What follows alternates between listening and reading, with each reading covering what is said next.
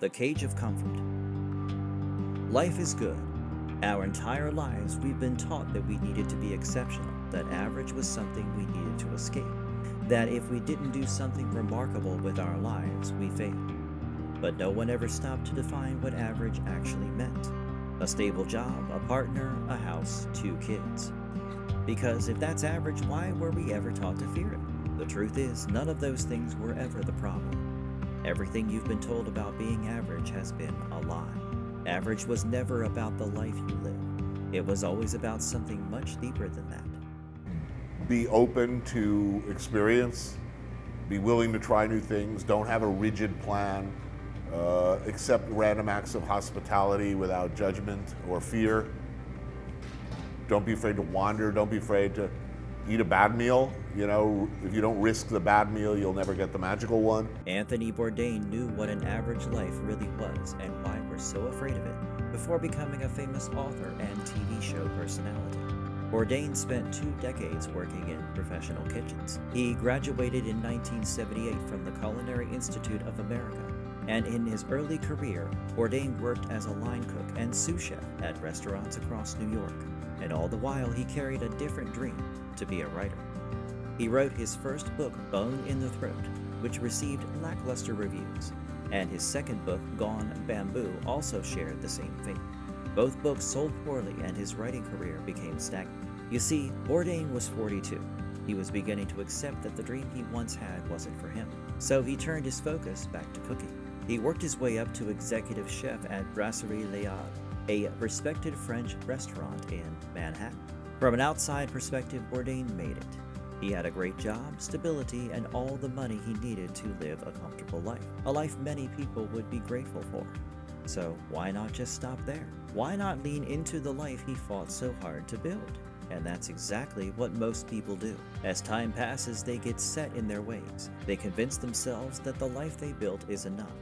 They find a job that pays the bills. It's not perfect, but it's fine. A partner they love deeply, someone to come home to. They move into a place that feels just big enough, buy furniture they'll keep for years, and fall into routines that make life easier. Nothing is wrong, and that's the danger. This is where most people misunderstand what an average life actually is. Because you can wake up every morning, go to work, come home, build a family, live quietly, and still live a deeply fulfilled life. Billions of people dream of exactly that. But it feels like this generation is convinced that stability isn't enough. Social media brainwashed us into believing that we should chase unrealistic perceptions of money and materialism, and that if we didn't have this checklist of things done before a certain age, you're falling behind. But an extraordinary life isn't defined by starting a $100 million business, or becoming an athlete, or a celebrity. Because average was never about structure. It was never about a 9 to 5 or a house or a routine. It was always about your mentality. A stable life isn't the problem. The problem is never challenging yourself within it. Because somewhere along the way, comfort quietly replaces courage. You stop trying new things, stop doing things you're bad at. You only ever choose the options you know will work out. And over time, you begin to resent the very life you once prayed for. And slowly, days start to feel the same. They turn into weeks and weeks into years. And one day you wake up and realize something terrifying. You never took a single real risk. Never once stepped outside the routine. Never once asked more of yourself. That's what being average actually is. Anthony Bourdain knew this. He knew that coasting through life doesn't end in failure. It ends in something far more dangerous. A life where you're satisfied but not fulfilled. And Bourdain knew that if he stayed there long enough, he wouldn't just lose the dream. He'd lose the courage to ever try again. The only way forward was to take the risk. But before he could do that, he had to confront the one thing that stops people from ever doing so: your ego. Ego follows you everywhere. It shapes your decisions, quietly disguising itself as excuses like, "I'm being realistic." And humans are inherently egotistical. We want things to go our way. We want to avoid looking foolish or unprepared. And that's why most people never try anything new. They don't pick up the hobby, never speak up at work, or talk to the stranger across the street, because a rejection or failure feels humiliating. It's easier to protect the image you have of yourself than to risk watching it break. I didn't have time. Something came up, or maybe later. Those excuses feel safer than saying I tried and I wasn't good enough. So most people choose the first. They protect their identity in the present even when it costs them their future. And the tragedy is that ego doesn't stop you from failing. It stops you from ever finding out who you could have been. And this is where Bourdain did something most people never do. You see, he had already failed twice. He had every reason to stop trying. He could have come up with a million excuses, but he realized he had grown to become the very type of person he once resented. So, he picked up the pen again. He wrote an essay called Don't Eat Before Reading This. Although it was only ever meant to be for the line cooks that he worked with, he did attempt to publish his work. His mom was the one who helped him submit it to The New Yorker, one of the biggest magazine companies at the time, a place you don't submit to unless you're certain you belong. Bourdain wasn't certain, but certainty was the one thing he had already decided to reject. So, he sent it, and after just a few days, he got a call. In classic storytelling, there's a moment in every protagonist's journey where they must overcome something called the ego death, often temporary loss or one's sense of self or personal identity. This is usually in the form of some sort of humiliation, sacrifice, or failure. Regardless, they must overcome this ego death to reach resolution, and we are the protagonists of our own lives. To reach fulfillment, we have to go through this. You have to lose your ego, the version of yourself that needs certainty, that needs to look competent. That's the price of a meaningful life, a small death of your identity. Bourdain didn't know if the call would change his life. He only knew that staying safe would quietly erase it. And as soon as Bourdain did this, well, the rest is history. Expanding on his article, he went on to write Kitchen Confidential, an unflinching look at the food service industry that became a #1 New York Times bestseller. The book's success propelled him onto television, becoming the host of No Reservations and Parts Unknown, on which he traveled the world sampling different foods and engaging with different cultures. Everything he became traced back to one decision, choosing uncertainty over safety. And Bourdain spread his philosophy to millions, hoping to inspire at least one person to do the same, to embrace the unknown, to try and fail, to be wrong. Bourdain never stopped living like this. He was always chasing new experiences, new cultures, finding new ways to escape comfort. One of his quotes that always stuck with me was, "Go somewhere you've never been." It doesn't always have to be about travel, but maybe something as simple as taking a new route to work one day, or trying a new coffee shop. Anything that brings you out of your comfort zone, because ego is what creates the comfort zone, and the comfort zone is where dreams go to die. So instead of risking discomfort now, ego offers you a trade. Stay comfortable today and we'll deal with the consequences later. And those consequences don't show up immediately. They show up years later. It arrives as a sentence you hear one day and can't unhear.